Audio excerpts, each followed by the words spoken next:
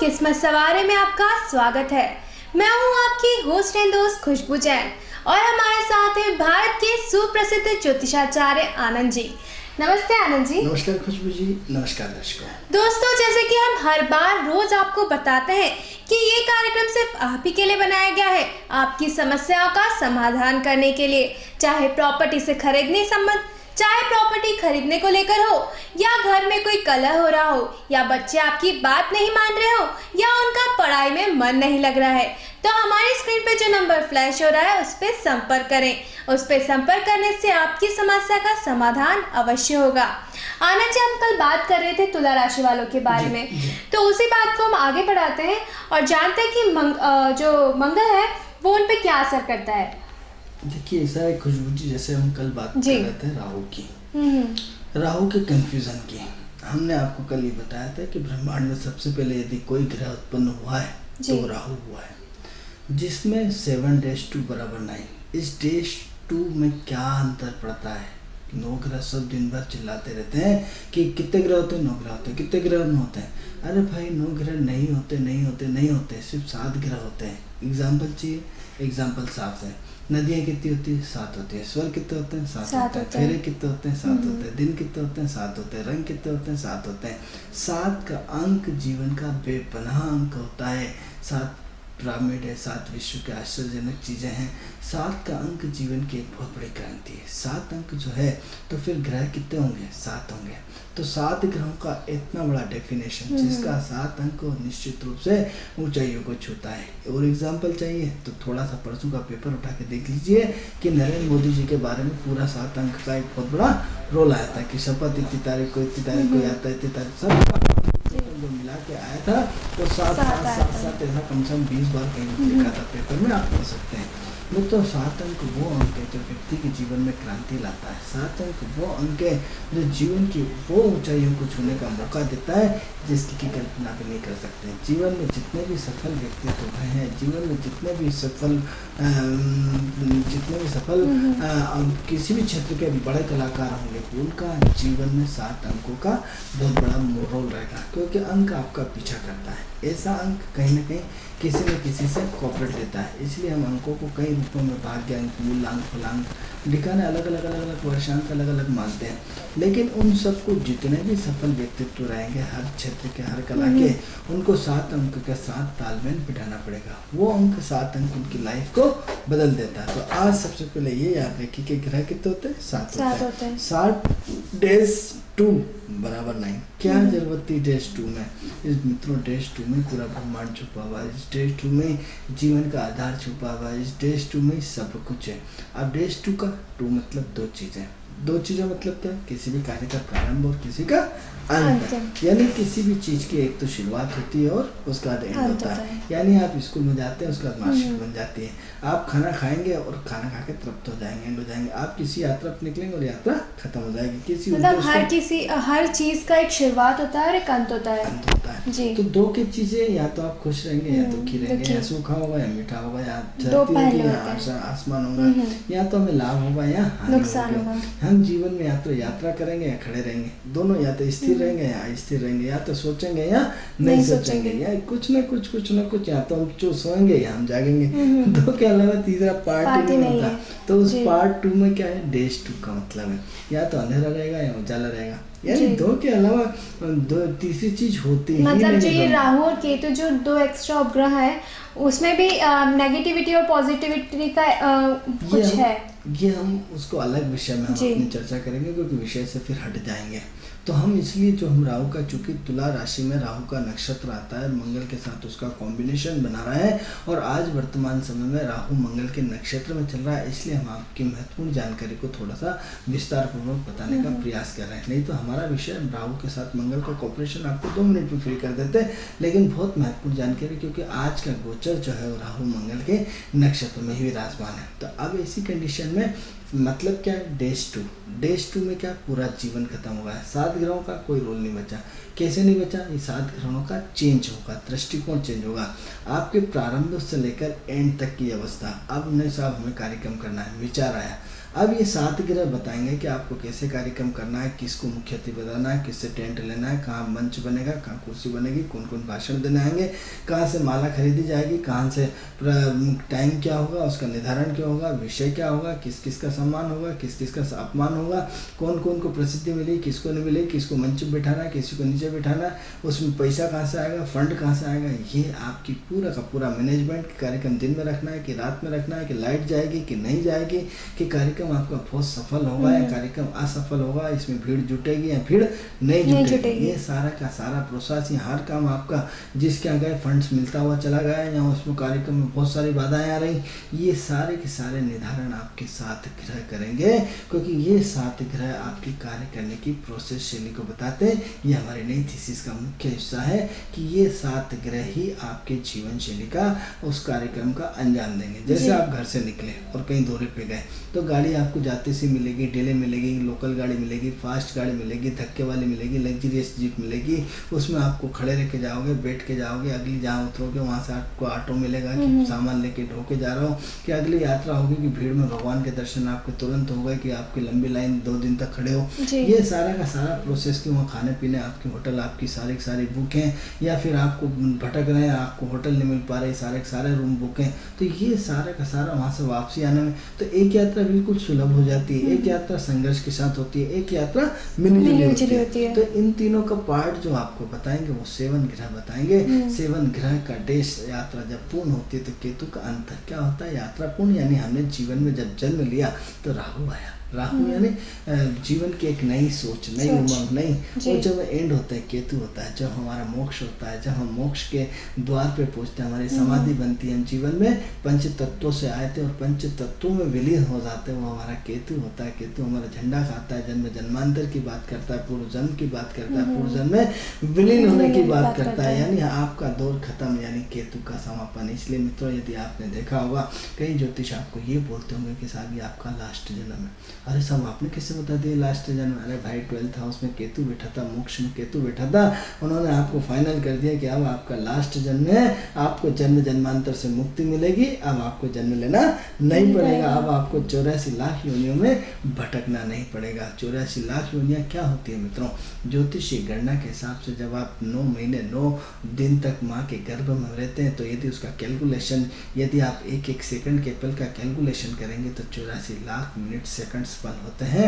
वो आपका एक सेकंड का जो योनि का है वो आपको 84 लाख योनियों में भटकाता है। यानी हर पल आप उस माँ के गर्भ में तड़पते रहते हैं कि हे भगवान, अब मुझसे कभी कोई गलती नहीं होगी, मुझसे कोई पाप नहीं होगा, मुझसे बाहर निकाल।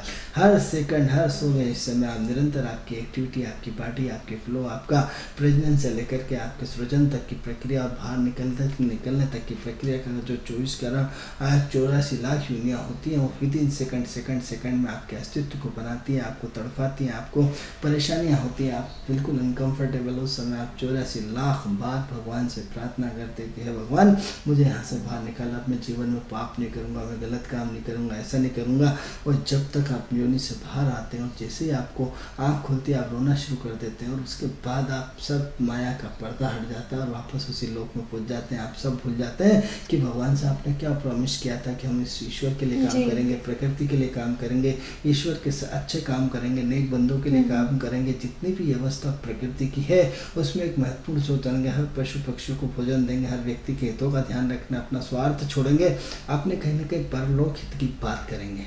ये सारे के सारे सिद्धांत जैसे ही आप बाहर निकलते हैं और आप रोने के बाद एक नए माँ के आंचल का दूध पीते हैं, वहाँ से आपकी पूरा माया का वो जो फेर होता है वो खत्म हो जाता है। एग्जाम्पल चाहते हैं, आप सोचते हैं माया नहीं होती, तो एग्जाम्पल आप यदि हिंदू धर्म के लॉजिक्स को मानते हैं तो जब भगवान कृष्ण का जन्म हुआ, आप सारे के कई बार हम अपने एपिसोड में बता चुके हैं कि सारे के सारे द्वार ऑटोमेटिक खुल गए, सारे के सारे जो दरवाजे थे वो अपने आप खुलते गए, सारे के सारे सिपाही सो गए और द्वार निकला, एक्सचेंज हुआ, गोकुल में गए भगवान कृष्ण और उनको एक्सचेंज हुआ और सारी की सारी क्रियाएं हुई। यानी क्या हुआ? माया का एक बहुत बड़ा रोल है।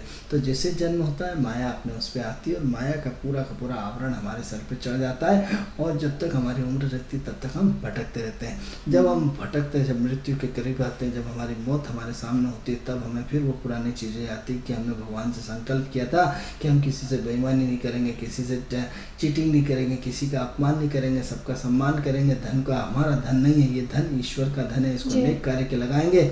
आप नेक कार्य सारे के सारे भूल गए, हर गरीब का आपने शोषण किया, हर व्यक्ति का मजा लिया, आप अपने आप में संपन्न हो गए। आपने भाई की मदद नहीं करी, पिता की मदद नहीं करी, माँ को माँ नहीं समझा, पड़ोसी को पड़ोसी नहीं समझा, मित्र को मित्र नहीं समझा।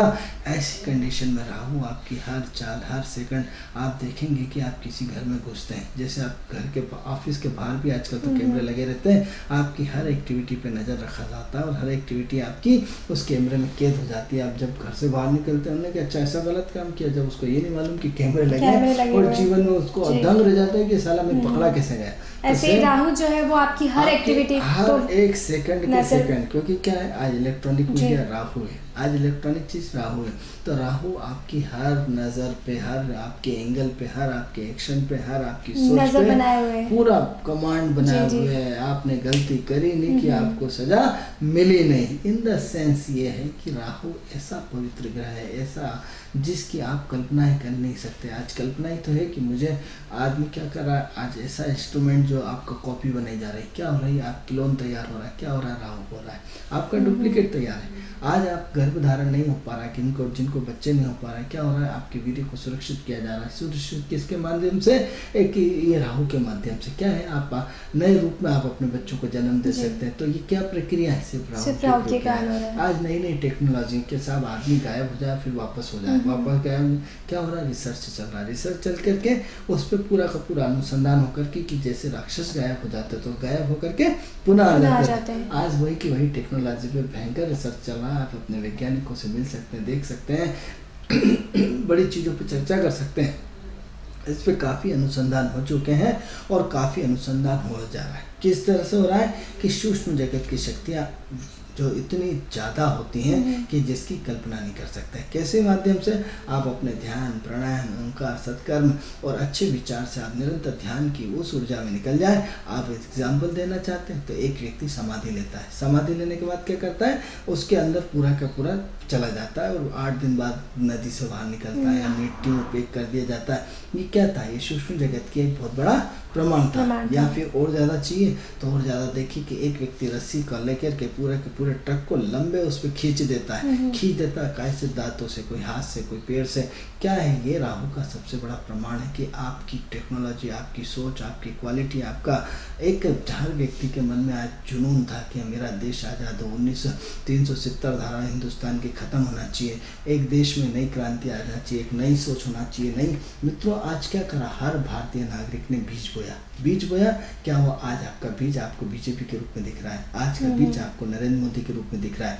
हिंदुस्तान की संसद में पहली बार किसी व्यक्ति ने प्रणाम करके उसमें आगे बढ़े। क्या है, सिद्धांत। अब आप कहेंगे नरेंद्र मोदी की बात कर रहे हैं, आप कर रहे हैं बीजेपी। नहीं मित्रों, मैं ज्योतिष की बात कर रहा हूँ। ज्योतिष के मुख्य बिंदु है कि यदि ज्योतिष की जरा से भी जानकारी आप रखते हैं तो शनि गुरु के नक्षत्र में गया, गुरु के नक्षत्र में गया। गुरु सिद्धांत है, गुरु पूजा है, गुरु आदर्श है, गुरु सिद्धांत है। आज ऐसे गुरु ने आपके करोड़ों अरबों लोगों की भावनाओं को समझा। क्या करा, आप ठीक है, आप कुछ मत करिए राहु को। फिर हम आपको विषय से नहीं हट रहे, विषय की बात कर रहे हैं कि आप कह रहे हैं सिर्फ ब्रह्मांड में ऊर्जा फेंकें, शब्द फेंकें। ऐसे शब्द आज हर मेरे जैसे भारतीय लोगों ने, मैं तो बचपन से मैंने अपना प्रोजेक्ट, अपनी सारी चीज़ें बना रखी थी, आज अपने देखने को मिल रही। हमने ब्रह्मांड में निरंतर शब्द फेंके। मेरे जैसे हजारों करोड़ों लोग होंगे जिन्होंने ब्रह्मांड में शब्द फेंकेंगे, हे भगवान मेरे देश को भ्रष्टाचार से निकालो, हे भगवान मेरे देश को उन्नति करो, हे भगवान ये 370 धारा की खत्म करो, हे भगवान जो हिंदू और मुस्लिम की विचारधारा को समानता ले आओ। क्या हुआ, आप यदि किसी को बल दे रहे हो, गवर्नमेंट का आश्रय मिल रहा है, तो निश्चित रूप से एक को आप पूछ रहे हो और एक को नहीं पूछ रहे हो, तो निश्चित रूप से जब मतभेद होगा तो व्यक्ति अपने आप में अनकंफर्टेबल। आज सबका बैलेंस हो गया। आज कोई हिंदू ने, कोई मुस्लिम, आज एक देश धारा है। जैसे बात आपकी गंगा की निकली कि साहब गंगा जी की पूजा कर रहे हैं, आपने आते से हिंदू शुरू कर दिया, तो बहुत अच्छा उत्तर दिया था। क्योंकि बीजेपी का जो इस वक्त शनि गुरु के नक्षत्र में है कि गंगा का पानी जो हम नहर में बहेंगे, नहर में बहाएंगे और उसमें जो खेती तक मिलेगा वो किसी हिंदू को भी मिलेगा, किसी मुस्लिम को मिलेगा। तो वो पानी पानी तो नहीं होगा।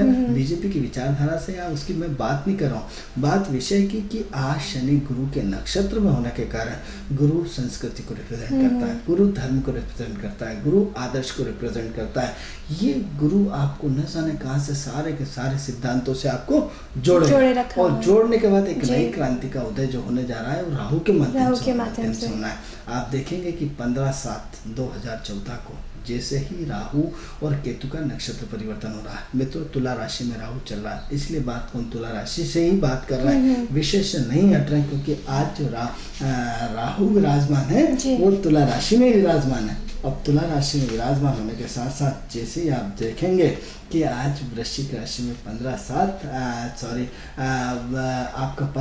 2014 को राहु एंड केतु का बड़ा परिवर्तन हो रहा है। क्या हो रहा है, लग्न में नरेंद्र मोदी की कुंडली में लग्न में राहु, वृश्चिक लग्न की कुंडली है, नरेंद्र मोदी के राहु लग्न में आ रहे हैं। ऐसे खतरनाक डिसीजन होंगे जिसकी कि आप कल्पना भी नहीं कर सकते। लेकिन ये पूरा 18 महीने काफ़ी स्पिरिट का होगा, देश की प्रगति की स्पिरिट का होगा, उन्नति का होगा, ऐसी उन्नति का जो हमने विगत 45 सालों में 40 सालों में ऐसे डिसीजन नहीं लिए, ऐसे कानून नहीं बना, ऐसे आदर्श नहीं बने, ऐसा मोहरा नहीं मिला, ऐसा ओरा नहीं मिला। हम उस 18 महीने के अंदर आपको भविष्यवाणी कर रहे हैं कि देश की दिशा और दशा निश्चित रूप से ज्योतिषीय गणना और ज्योतिषीय कैलकुलेशन के माध्यम से हम देख पा रहे हैं कि 18 महीने के अंदर अंदर देश और देश की स्थिति बदल जाएगी। आनंद जी, तुला राशि में आपने कहा कि तुला राशि जिसकी हम बात कर रहे हैं कि आज जो तुला राशि का गोचरीय स्थिति है वो क्या है, राहु तुला राशि में विराजमान है। तो क्या और शनि की ढैया भी तो तुला राशि पे चल रही है, वो सब अपनी जगह चलती रहती है। मुख्य हमारा विषय आज का राहु के साथ तुला राशि का है, क्योंकि मंगल के साथ उसका कॉम्बिनेशन मिलाना है।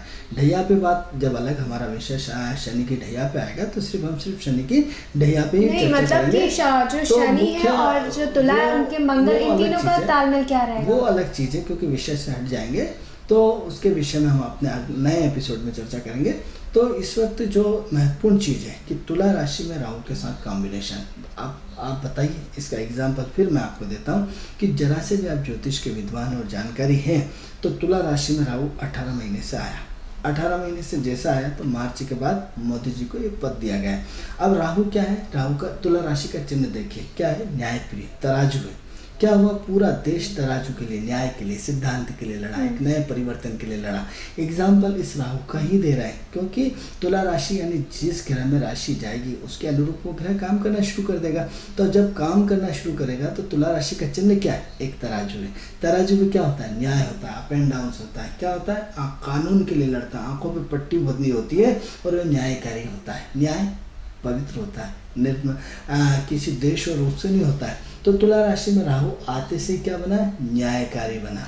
अब न्यायकारी बनने के साथ साथ मित्रों आप बोलेंगे साहब इससे पहले भी तो राहु आया होगा, इससे पहले तो ऐसी घटना क्यों नहीं हुई, क्योंकि उसमें शनि भी 30 वर्षों के बाद शनि भी उस राशि में आया और उसके साथ उसका तालमेल बैठा। जो आप पूछना चाह रहे थे कि जो शनि के साथ उसका तालमेल क्या होगा, तो उस शनि का तालमेल तुला राशि के अगले पिछले 30 साल पहले जो शनि यहाँ थे तुला राशि में, आज पुनः घूम करके कहाँ गए, वापस उस तुला में आ गए और राहु के साथ उसकी युति हो गई, कॉम्बिनेशन हो गया। पूरा काम काय के लिए होगा, न्याय के लिए होगा, सिद्धांत के लिए होगा।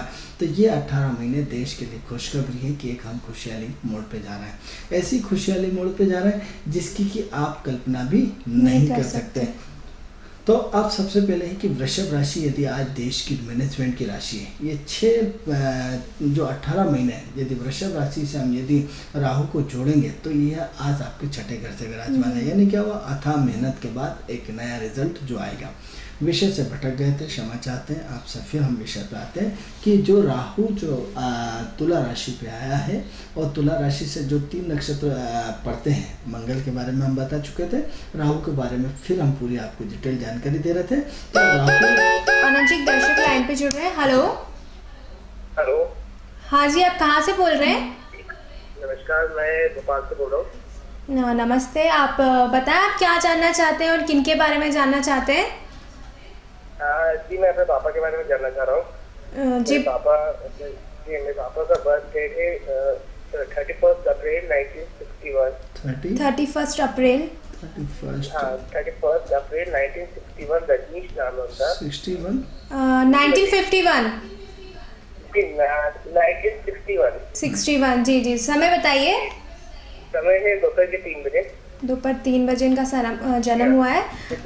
बिजनेस के बारे में जानना चाहता हूँ, रेट का बिजनेस कैसे चलेगा आगे, अब क्या आगे क्या उसकी ग्रोथ की क्या संभावना है? जी जी जी, इनका जन्म कहाँ पर हुआ है? जी, जन्म इनका इंदौर में हुआ है। जी, आप हमसे हमारे टीवी स्क्रीन पे देखिए, हम आपको बताते हैं इनका जो बिजनेस है वो कैसा चलेगा। जी जी।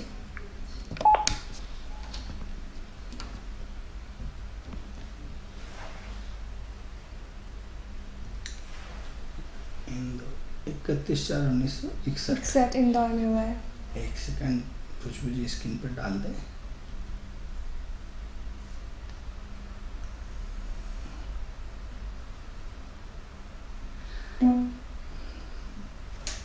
इकतीस 4/1900 नहीं 4 बोला उन्होंने 1961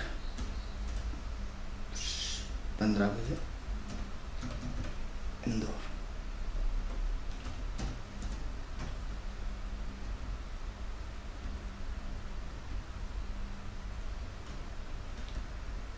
क्षमा चाहते हैं, डालने में थोड़ा सा विलम्ब हो रहा है। तो जो आपकी कुंडली आ रही है वो इस वक्त जो है कहीं ना कहीं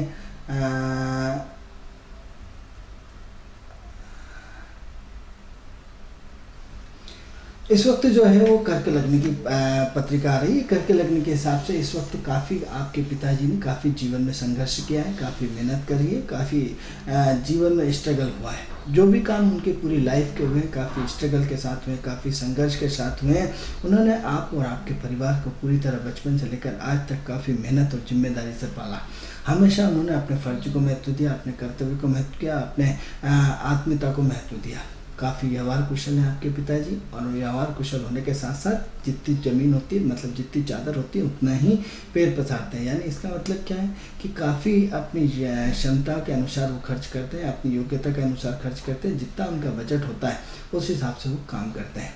अब सवाल ये होता है कि कहीं ना कहीं दिमाग में उनके उथल पुथल चलती रहती है, क्योंकि बहुत भावुक आदमी, बहुत इमोशनल आदमी, एक काम से संतुष्ट नहीं होती है। इसने ऐसे की कंडीशन में उनके मन में कहीं ना कहीं दिमाग में बहुत सारे उथल पुथल लगातार चलती रहती है। अब चलती रहती है तो ऐसी कंडीशन में कहीं ना कहीं जो लोग निरंतर जीवन में परिवर्तन चाहते रहते हैं तो उनके दिमाग में 24 घंटे उथल पुथल भी चलती रहती है। तो अब इनको क्या नॉलेज हर चीज़ का है, इनको हर चीज़ का अनुभव है, लेकिन साथ ही साथ हम देख पा रहे हैं कि इनके लाइफ में उतार चढ़ाव भी बहुत ज़्यादा हुए हैं, क्योंकि जीवन में संघर्ष है तो जीवन में उथल पुथल भी बहुत रही है।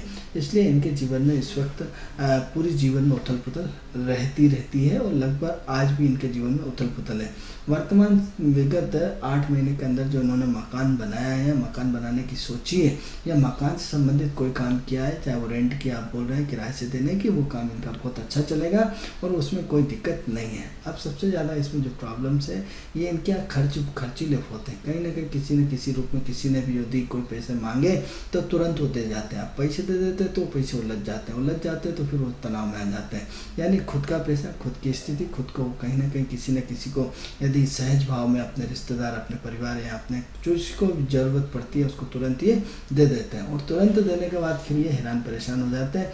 खुद का पैसा जब वो मांगते हैं तो उनको टाइम से नहीं मिलता, जिसके कारण वो अपने आप में अनकंफर्टेबल फीलिंग करते हैं। तो इसलिए थोड़ा सा अपने खर्चे को कंट्रोल करें, अपने इमोशनल को कंट्रोल करें। और अभी थोड़े समय बाद, इस वक्त वर्तमान समय में शनि वक्री चल रहा है, जो 20/7/2014 के बाद आफ्टर के बाद थोड़ा सा, क्योंकि जिस डिग्री से वक्री हुआ उतनी डिग्री आने में उसको टाइम लगेगा, इसलिए वहाँ से थोड़ा सा अपने आप को व्यापार में प्रोग्रेस होना शुरू हो जाएगी, कर्म क्षेत्र में प्रोग्रेस होना शुरू हो जाएगी। नवंबर तक उम्मीद करते हैं कि इनके अर्थव्यवस्था काफ़ी सुधर जाएगी, अर्थव्यवस्था में काफ़ी सुधार आ जाएगा, क्योंकि राहु मंगल के नक्षत्र में नवंबर तक है और नवंबर के बाद पोजीशन चेंज हो जाएगी।